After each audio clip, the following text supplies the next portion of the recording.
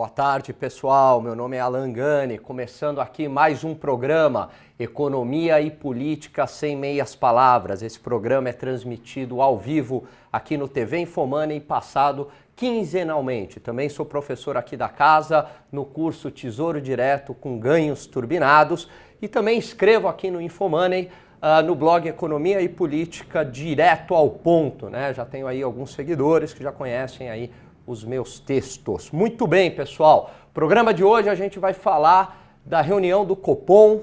Aconteceu aí ontem, né? O corte de 10,20 foi para 10,25% ao ano a taxa Selic, né? O que isso significa?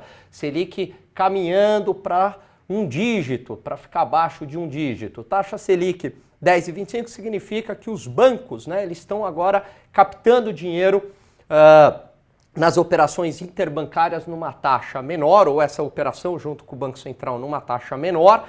Isso significa que as taxas lá na frente, pessoa física, pessoa jurídica, lá na ponta, né? Essas taxas elas vão estar menores. Com isso, a gente acaba tendo um efeito positivo sobre o consumo, sobre o investimento, e isso é favorável, né? A gente tem juros menores, isso leva a um aquecimento da economia num momento que a gente realmente está precisando que essa economia ela volte a crescer, volte a produzir para que, enfim, gere-se emprego, né? Que a gente tenha geração de emprego, investimentos, etc. Né?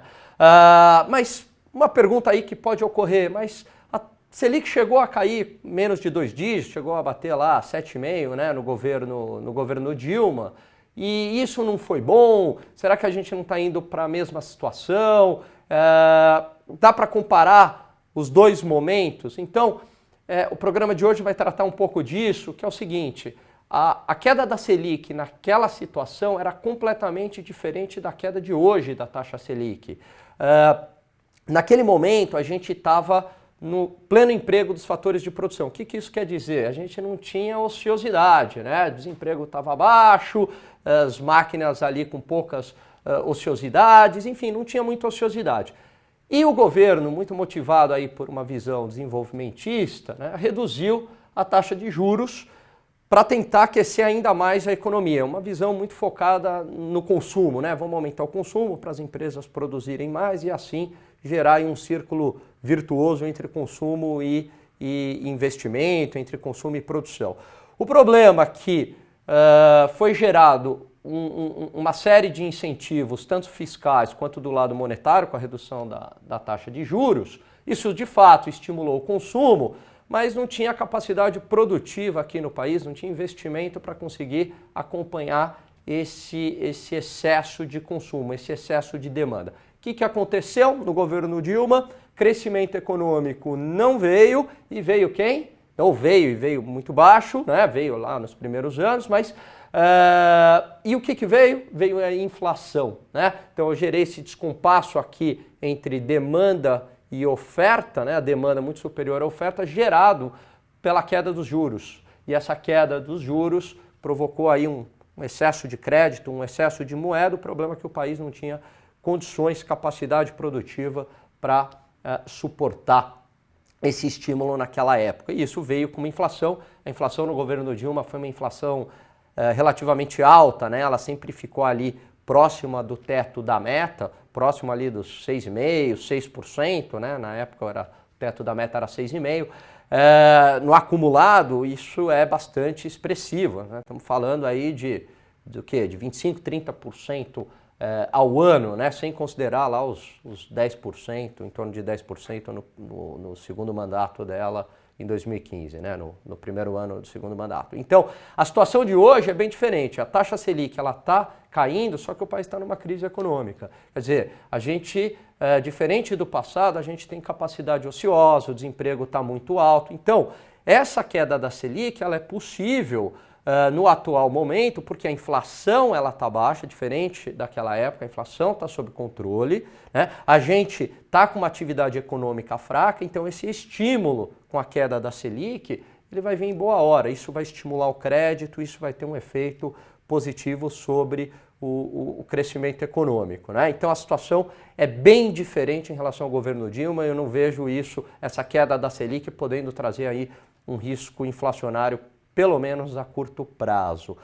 Agora, uma outra questão que surge é, bom, com a queda da Selic, a Selic menor do que 2 dígitos, hoje ela está 10,25, caminhando aí para ficar menor do que 10% para as próximas reuniões do Copom.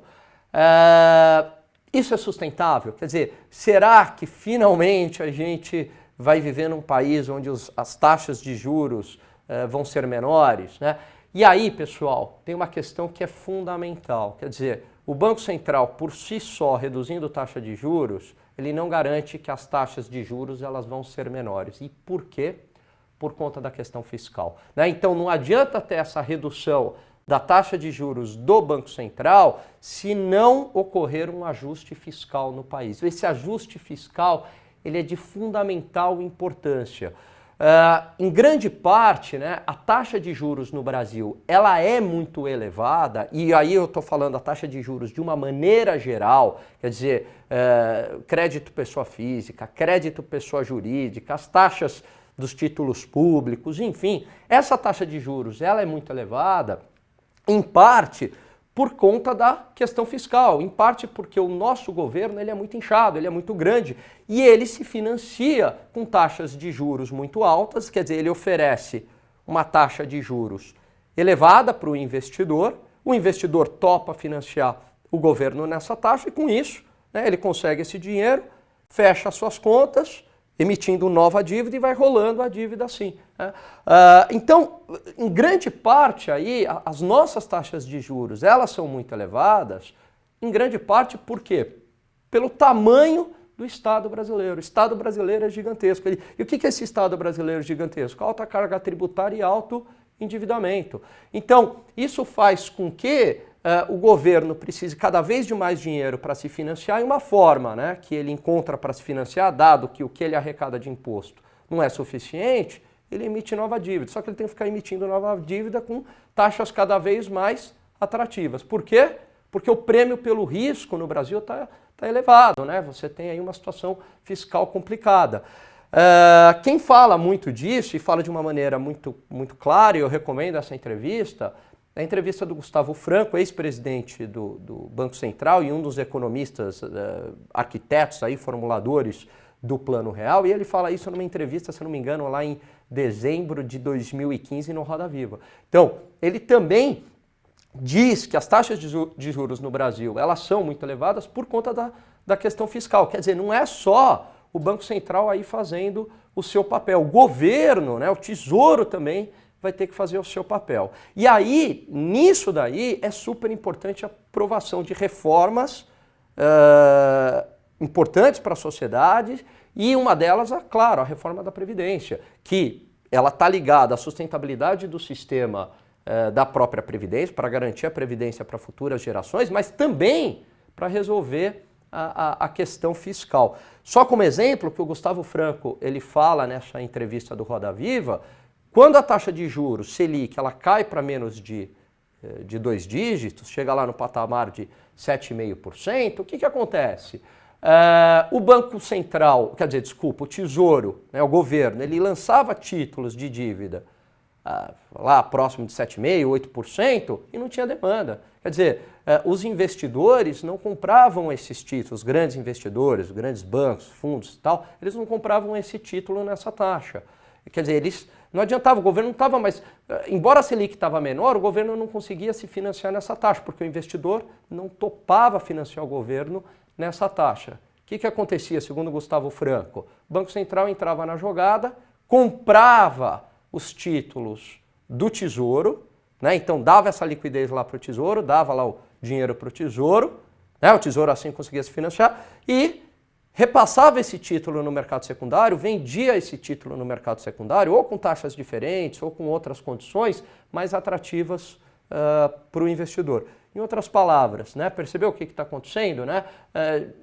O governo ele não está, na prática, ele está tendo que oferecer aí taxas maiores. Né? Então, se a gente não resolver a situação fiscal, não adianta a política monetária ter redução de taxa de juros se não resolver a situação fiscal. É o que a gente chama de dominância fiscal no Brasil. Quer dizer, a parte fiscal ela vai se tornando tão relevante que, mesmo reduzindo taxa de juros, mesmo o Banco Central fazendo esse esforço para reduzir taxa de juros, as taxas de juros, de uma maneira geral na economia, elas não diminuem, né? Por conta desse risco fiscal, por conta do tamanho do Estado brasileiro, por conta desse alto endividamento. Então a gente tem que atacar o problema fiscal. Está na hora, pessoal, da gente ter um novo, entre aspas, aí, um novo plano real para a questão fiscal do Brasil. Quer dizer, o gargalo hoje no Brasil é a parte fiscal. Se antes era a inflação, e a gente domou a inflação, que era algo perverso para o país e principalmente para a população mais pobre, hoje o grande gargalo, o grande mal desse país é a questão fiscal. E aí tem reformas muito importantes, que elas podem ser um pouco dolorosas a curto prazo, mas a médio e longo prazo vai ser muito bom para o país. Eu diria até que teria um efeito de curto prazo, aprovação de reformas, porque o mercado se tornaria bem mais otimista. Dado aqui que eu citei a parte fiscal, falei aqui do Gustavo Franco, né?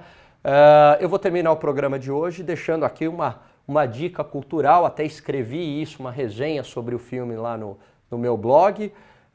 O filme do Plano Real, né? O real, o plano por trás da história. Então, quem aí lê o Infomoney, acompanha o Infomoney, quem gosta de história econômica, de economia, de mercado financeiro, eu tenho certeza que vai gostar do filme. O filme conta um pouco a parte aí da nossa história econômica recente, como é que se deu a formulação do Plano Real. Não é um filme político, muito pelo contrário, né? O filme até ele dá uma alfinetada ali, tanto em PT, PSDB, enfim, não é um filme político. Então eu deixo aqui esse filme que eu acho que retrata bem aí parte da nossa história econômica recente. Um outro filme também que está para ser lançado, vou escrever lá no meu blog. Não vi ainda, vou ver no final de semana, mas também está tendo aí uma repercussão muito grande, é o Jardim das Aflições, um filme aí sobre a obra do Olavo de Carvalho, embora não seja um filme ligado à economia, mas, claro, está ligado a questões políticas e não dá para dissociar a questão econômica da questão política, elas andam juntas. Então também acho que vai ser um filme aí muito interessante para entender a realidade hoje política e econômica do Brasil, né? Eu conheço a obra dele, mas ainda não assisti o filme. Então ficam aqui essas duas dicas aí pro final de semana. Pessoal, a gente vai terminando aqui o programa de hoje e eu vejo vocês daqui 15 dias. Um grande abraço a todos, fiquem com Deus, um abraço, tchau, tchau.